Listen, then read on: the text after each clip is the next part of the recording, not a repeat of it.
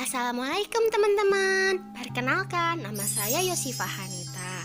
Saya akan menceritakan satu kisah cerita rakyat yang berasal dari daerahku, yaitu Cilegon. Cerita ini akan divisualisasikan ke dalam pertunjukan teater boneka. Semoga kalian terhibur dan dapat mengambil hikmah dari cerita ini. Selamat menyaksikan.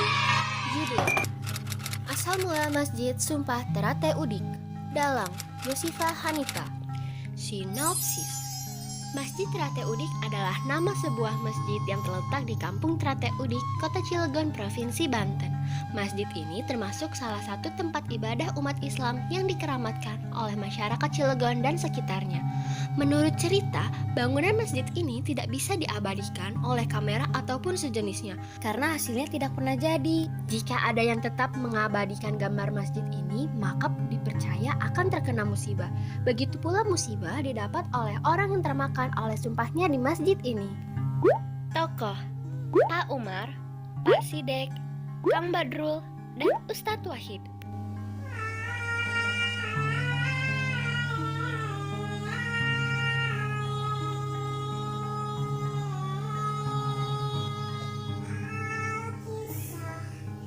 Di Kampung Terate Udik, Provinsi Banten, terdapat sebuah masjid kecil yang dibangun oleh penduduk desa setempat. Masjid tersebut didirikan di atas tanah wakaf milik Ki Ahmad yang merupakan sesepuh desa sekaligus ulama yang terkenal kaya raya. Selain untuk tempat ibadah, masjid tersebut juga digunakan sebagai tempat bermusyawarah untuk menyelesaikan masalah-masalah yang menyangkut masyarakat. Di sore hari, tepatnya di depan halaman masjid, terlihat Ustadz Wahid sedang menyapu teras. Lalu, datang Kang Badrul mengabarkan pertikaian antara Pak Sidek dan Pak Umar. Nyapu. Ya bersih.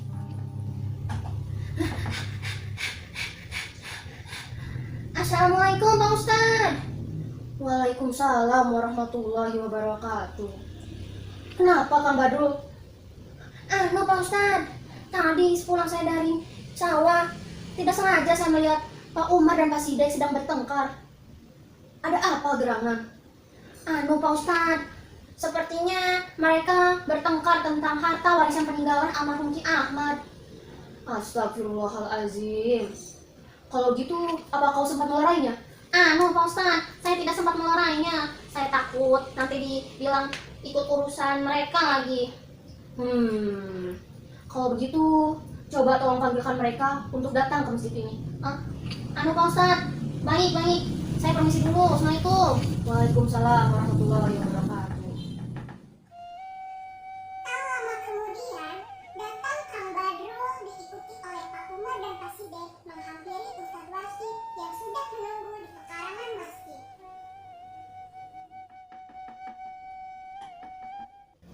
Pak Ustadz, saya sudah memanggil Pak Sidek dan Pak Umar. Baik, terima kasih Pak. Mohon maaf Bapak-bapak diganggu waktu kalian. Dimaksudkannya kalian kemari karena saya dengar kalian bertengkar ya. Ada masalah apa ini Bapak-bapak sekalian? Ya, benar Pak Ustadz. Kami mempermasalahkan tentang harta peninggalan warisan dari almarhum Ki Ahmad. Jelas-jelas beliau meninggalkannya kepadaku. Itu tidak benar Pak Ustadz. Pak Sidek berdusta. Harta warisan itu juga diberikan kepadaku. Harap tenang Bapak-bapak sekalian. Tapi Pak Ustadz, saya memiliki bukti yang kuat. Kenapa kalian tidak membagi rata saja? Tidak bisa seperti itu Pak Ustadz. Harta itu jelas-jelas milikku sepenuhnya. Begini Bapak-bapak. Karena hari sudah mulai petang, bagaimana kalau besok kita lanjutkan musyawarahnya? Dan apabila kalian memiliki bukti-bukti yang kuat, silahkan dibawa. Baik Pak Ustadz. Besok kami akan datang ke masjid ini lagi. Kalau begitu kami pamit pulang. Assalamualaikum. Waalaikumsalam warahmatullahi wabarakatuh. Pak Ustadz, kalau begitu saya pamit pulang juga. Salim Pak Ustadz. Assalamualaikum. Waalaikumsalam warahmatullahi wabarakatuh. Keesokan Keesokan paginya, mereka berkumpul kembali sesuai dengan janji kepada Ustadz Wahid.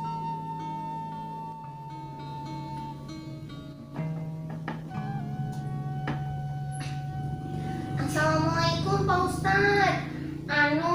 Saya sudah datang bersama Pak Umar dan Pak Sidek sesuai dengan janji kepada Pak Ustadz. Kalau begitu, apa kalian sudah siap mempertanggungjawabkan atas ucapan kalian nanti? Insya Allah, saya siap Pak Ustadz. Baik, tolong dipahami dan jangan sembarangan mengucapkan sumpah yang kalian ucap. Jika kalian berbohong, maka kalian akan termakan sendiri sumpah yang kalian buat. Paham sampai sini bapak-bapak? Paham Pak Ustadz? Kalau begitu, silakan dimulai dari Pak Umar. Saya bersumpah di depan Al-Quran, demi Allah, bahwa tanah yang ada di belakang musola ini adalah milik saya. Saya telah mendengar dan menyaksikan sendiri saat Ki Ahmad menyampaikan wasiatnya kepada saya sebelum beliau meninggal. Mohon maaf Pak Ustadz, saya tidak memiliki bukti. Tapi saya bersumpah, saya mendengar sendiri dari lisan almarhum. Tetapi sama saja bukti itu tidak kuat Pak Ustadz. Harap tenang bapak-bapak sekalian. Sekarang mari kita dengarkan penjelasan dari Pak Umar. Pak Ustadz, tadi kan Pak Umar uwis, sekarang Pak Sidek Jack. Oh iya, mohon maaf. Sekarang silahkan kita dengarkan penjelasan dari Pak Sidek. Saya bersumpah demi Al-Quran, demi Allah, bahwa tanah warisan yang ditinggalkan almarhum Ki Ahmad adalah milik saya.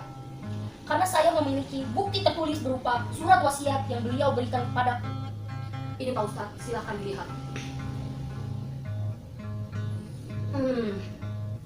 Saudara-saudara sekalian, isi dari surat wasiat ini benar tentang wasiat almarhum diberikan kepada Pak Sidek. Sudah kubilang kalian tidak percaya sih. Geser dikit Pak Sidek. Jadi bapak-bapak sekalian, musyawarah kali ini dimenangkan oleh Pak Sidek. Bagaimana bisa itu Pak? Beliau telah mewasiatkannya kepadaku secara lisan sebelum beliau wafat waktu itu. Jadi Pak Umar yang sabar ya, ikhlaskan saja Pak. Baik bapak-bapak sekalian, kita cukupkan saja sampai sini musyawarahnya. Dan kalian boleh kembali pulang menuju rumah masing-masing. Terima kasih Pak Ustadz. Assalamualaikum. Pak Ustadz, saya juga mau kembali ke sawah. Assalamualaikum. Ya, waalaikumsalam. Seminggu kemudian, terdengar kabar bahwa Pak Sidek mengalami penyakit yang sulit disembuhkan. Dan tidak lama dari itu, ia datang kepada Pak Ustadz Wahid untuk meminta maaf.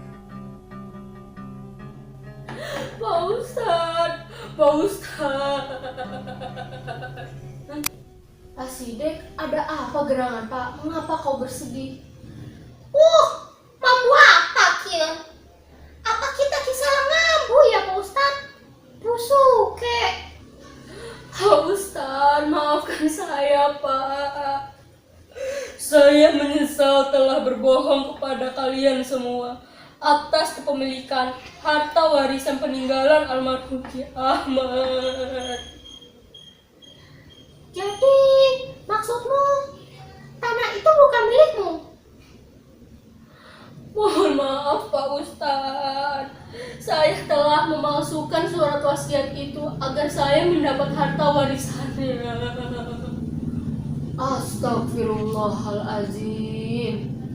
Bagaimana bisa itu Pak? Saya menyesal Pak Ustadz, saya tidak tahu akibat dari sumpah itu akan seperti ini. Nasi sudah menjadi bubur Pak Sidek. Saya tidak dapat merubah kehendak Allah. Sebaiknya kita berdoa saja agar tidak terjadi hal-hal yang tidak kita inginkan lagi. Terus saya sekarang bagaimana Pak Ustadz? Wih, mampunya. Sana sih. Pak Ustadz, mampu je. Banyak berdoalah Pak Sidek, dan jadikan kejadian ini hikmah.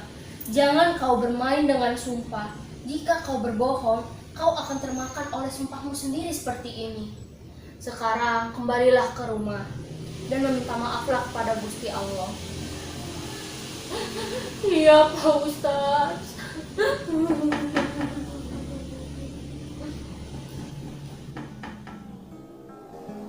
Tak lama dari kejadian itu, Pak Sidek meninggal dunia karena penyakit yang dideritanya. Penduduk desa tersebut hanya dapat mengambil hikmah dari peristiwa itu. Pak Umar merelakan tanah kosong di belakang musola untuk diwakafkan menjadi kepentingan umum. Sejak peristiwa tersebut, tidak pernah lagi terdengar adanya perselisihan perkara tanah di kalangan masyarakat kampung Teratai Udik. Namun, beberapa tahun kemudian, masalah-masalah lain banyak yang bermunculan, seperti pencurian dan perampokan. Itulah akhir dari cerita rakyat Kampung Teratai Udik Cilegon. Semoga kita semua tidak bermain dengan kata sumpah dan menjadikan kisah ini sebagai pelajaran dalam hidup kita. Salam budaya. Assalamualaikum warahmatullahi wabarakatuh.